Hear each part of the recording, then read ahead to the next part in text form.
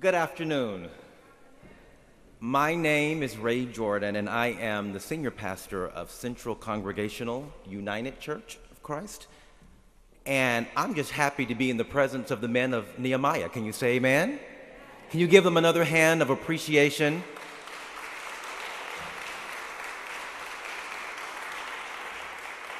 And since we're appreciating people, can we also appreciate Pastor Laura Barnes of First Presbyterian?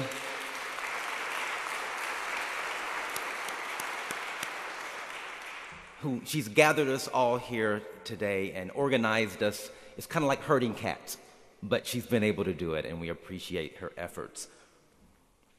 Fall is really my favorite season for many reasons that my time this afternoon won't allow me to share. But chief among those reasons is the changing colors and the cooler temperatures. I've also come to appreciate the synergy between God and nature and God and spirit.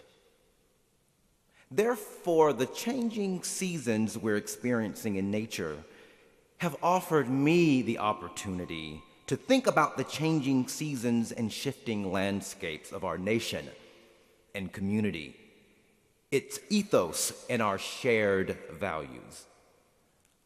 I mean, really. Let's be honest. I don't believe we can authentically gather in good faith and conscience in this kind of service where I'll be reading in just a moment the names of children and infants who died experiencing homelessness. We can't gather ourselves in this kind of service without questioning our nation and community, its moral obligations, and the values we espouse. The wisdom literature of Ecclesiastes reminds us that for everything there is a season and a time for every matter under heaven. I've been thinking a lot lately about the seasons and times in which we live. Yes, as we welcome cooler temperatures in Dallas, I also invite us to use this spiritual season to test the temperature of the zeitgeist, to look around us and ask ourselves a simple yet sobering question. What time is it? May I suggest to us this afternoon that of many things it may be time to do, this is also a time to remember. A time to remember. If there was ever a people who lived in a time that yearned and ached for them to remember, we are that people, and this is that time. Make no mistake, the history of society offers much to dismay, and we may be tempted to forget. But I don't believe that serves us well.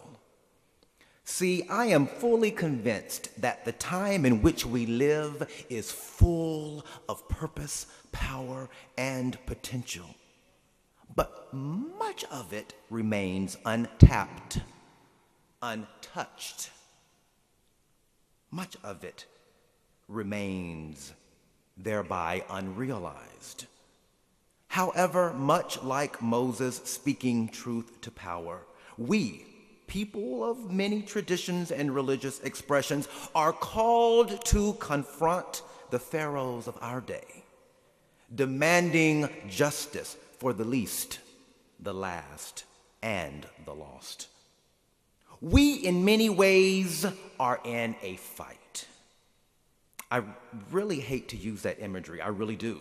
But I find it most effective to describe what we are seeing and experiencing. Just turn on the news. Look all around us. Maybe I'm jaded, but it feels like we are warring for the soul of America. For the Christian scriptures remind us that we have been summoned by God Almighty into a spiritual battle. The words of Apostle Paul say, "For we wrestle not against flesh and blood, but against principalities, against powers, against the rulers of the darkness of this world, against spiritual wickedness and high places." See, our fight is not with each other. Our fight, in the words of Apostle Paul, is with spiritual wickedness in high places. You know high places, right? Those places that have a history of exploiting the vulnerable and putting profit and process over people. Corporate boardrooms, high places. City halls and county courthouses, high places. State legislatures and backroom congressional meetings, high places. Senate offices and paid lobbyists, high places. White House nationalists and DC demagogues, high places.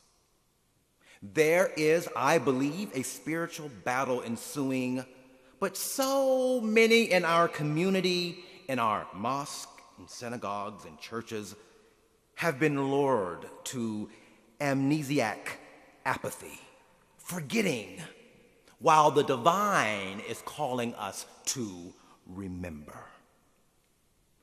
But family, we cannot afford nor choose to forget or ignore.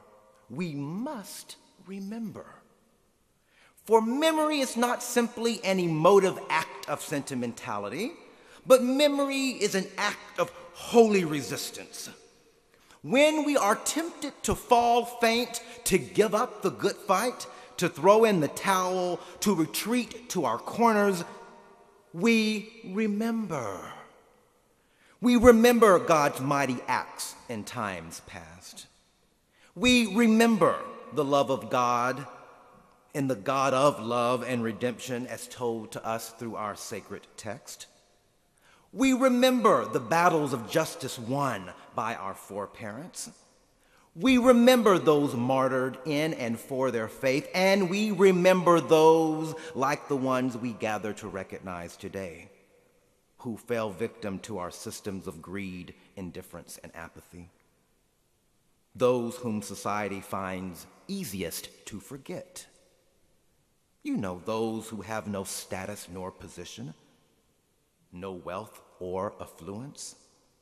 Those who may be sick or troubled, those who may be without the support and love and healing and peace we all need and long to have.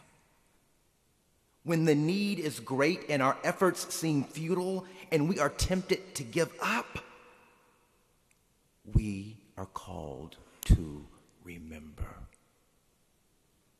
No, no, no. We will not forget them. For by remembering them, we remember our common humanity. Remembering them serves as a reminder that we are called to love mercy and act justly and walk humbly before God. Yes, family, we remember.